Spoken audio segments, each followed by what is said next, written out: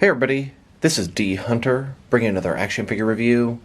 Today, we're going to be looking at the McFarlane DC Multiverse Injustice 2 Gorilla Grodd, and this is the Platinum Chase variant. This is the one that has the silver armor. Unfortunately, I was not lucky enough to find this guy in stores or get him in the mail. I had to resort to eBay. I found a guy selling him and was able to haggle him down to a price that I found reasonable. So let's go ahead and check out the packaging. As you can see at the top, 22 moving parts, McFarlane toys, ages 12 plus, DC Multiverse Gorilla Grodd, Platinum Edition. So this one has the silver armor, and it looks really good. I personally wish the gold one was a Chase variant, so I get a bunch of the silver ones to be troops for Gorilla Grodd. But since it didn't work out this way, I'm just going to get one of each. One side of the package, Gorilla Grodd Injustice 2. Other side, somebody says Gorilla Grodd. At the bottom, there's a bunch of credits, and there is a barcode, in case that helps anybody, but this is just going to be the same barcode as the regular Grodd. And on the back side, here's Grodd in gold armor in the jungle, and here's a bunch of other McFarlane DC Multiverse figures you should check out. So with no further ado, let's open him up. Alright, now that we got this figure out of the package, here he is with all of his accessories laid out. He does come with a display stand and a collector's card. No traditional accessories. This is Gorilla Grodd as he appeared in the Injustice 2 game. This is his armored look, and the silver armor. I almost think it looks better than the gold armor. Maybe that's because I'm not used to it and it's so new to me. Let's go ahead and take a closer look at the figure. So here's Grodd. He's got his screaming head, mouth wide open. Pretty nice detail inside there. The teeth, the gums, the tongue. He's got his silver armor. Looks pretty good on top. If you do remove the armor from his head, he's got a giant peg up there, so it doesn't look very good. You can see nice texturing all over where his fur is. Looks like we're messing with single jointed elbows. Armor, skull, we got spikes on his shoulder. It looks pretty good. It's all very soft, kind of bendable, kind of movable. Got this weird sort of little bowl thing here. Not sure what's going on with that. Looks kind of odd. Looks like we've got double ball joints traditional in his waist and his torso there. Little spike on his knee. Single jointed elbows. Odd, he's got this one toe with some silver armor on it. Looks pretty good. I noticed the back part is solid. On my gold release, he had what appeared to be damage. Looks like it was some kind of factory defect. Overall, a pretty nice variant, but I do wish the gold one was a variant so I could have a bunch of silver ones for his troops. Now let's check out his accessories. Let's start with the boring stuff. Here's his display stand, typical McFarlane stand, black perfect circle, says DC at the bottom, one peg for the peg holes on his feet, very thin, very basic. Here's his collector's card. As you can see, here's the figure of Grodd posed up. Gorilla Grodd Injustice 2. On the back, there's a little story here. If you want to read it, go ahead and pause now. Here's a collector's card that came with the standard version of Grodd and the platinum version. Absolutely no differences. Every platinum or different variation in the past had at least a different border. I found this mildly interesting. Now they're taking a pretty good look at both the figure and his accessories. Now let's check out his height.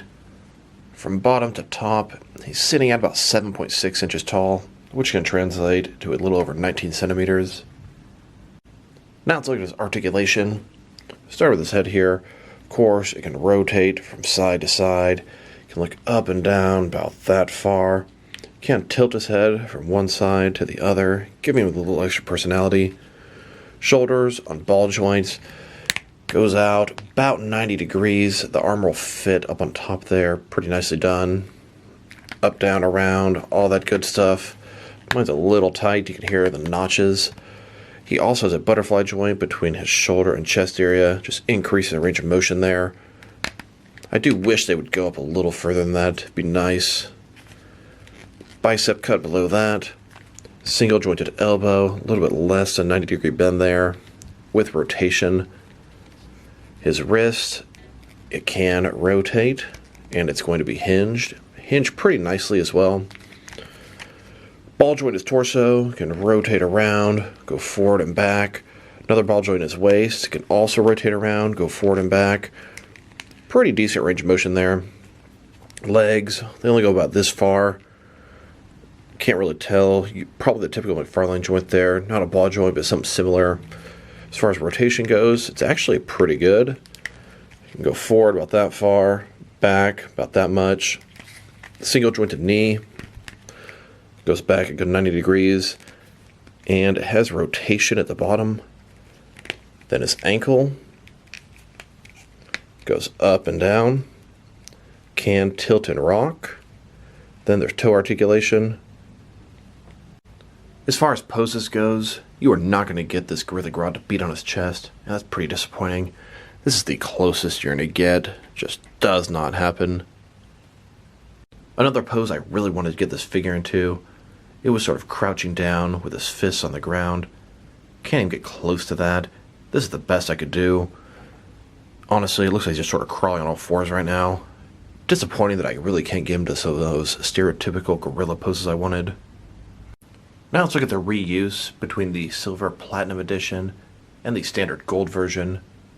And just like I expected, 100% the same. Same body, same articulation, no differences besides the armor color. And here's that bow damage I talked about on the back of the gold version. Here's Flash running through the streets of Central City. Flash is running as fast as he can. He's trying to get to his enemy, Gorilla Grodd. He runs all the way out of the city into the jungle. Here's Gorilla Grodd in a jungle-type setting, leading his army of gorillas from Gorilla City. I've got the Silver Grodd in the front here, leading the pack, but normally I'm going to use the Gold Grodd as my main Grodd, and the Silver will be one of his soldiers. Of course, one of the gold armor is going to be the leader. We've got 3 Grodd figures in the front, and then 4 Kong figures in the back. Found many uses for these Kongs. Flash zooms into the jungle to approach Gorilla Grodd, and before he knows it, the Flash realizes he walked into an ambush.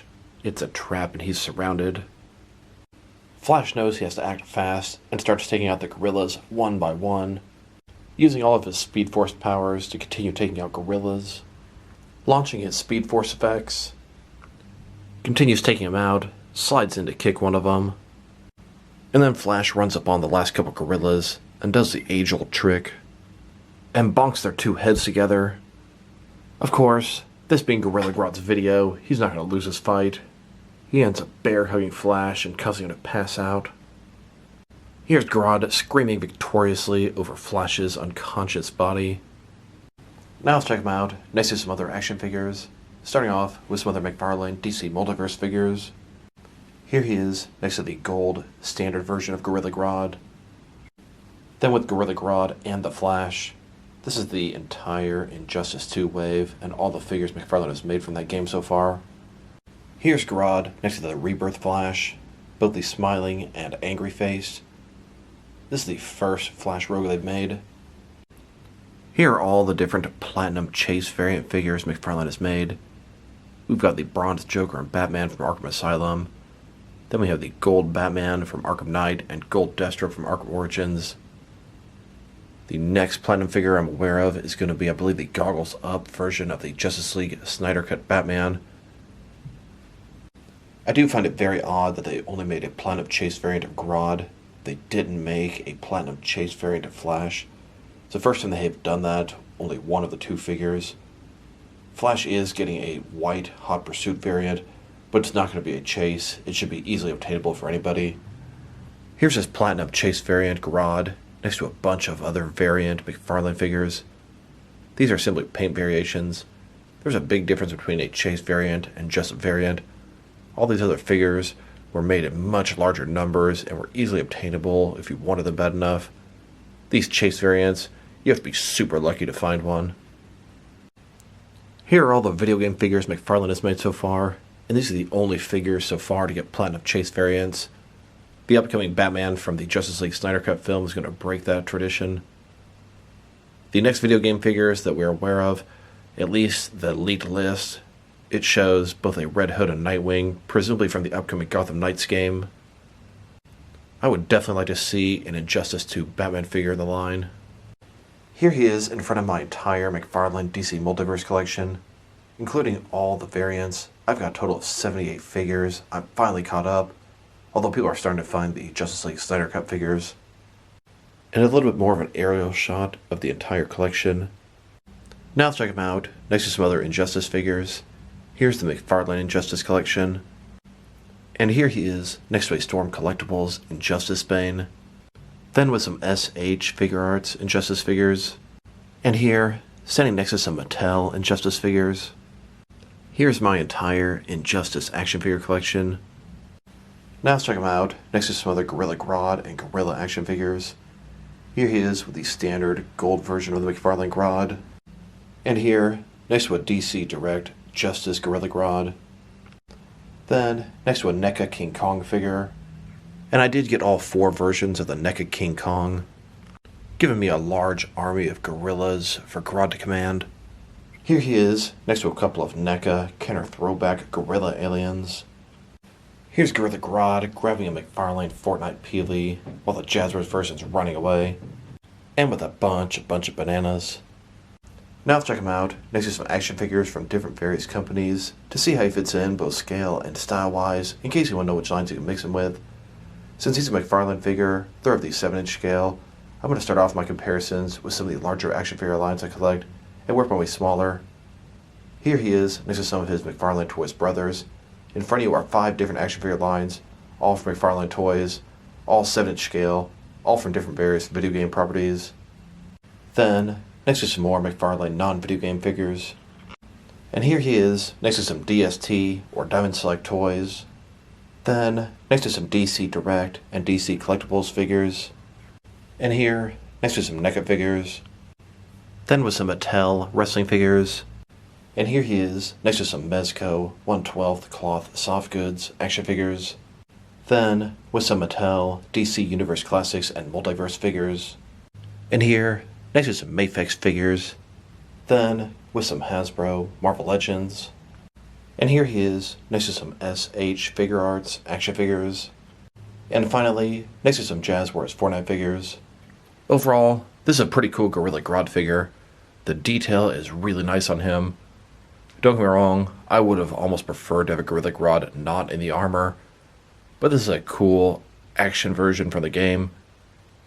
I think I actually like the silver version better than the gold version. Not sure if it's because it's so unique and you don't see it as often, but something about it just pops a little more.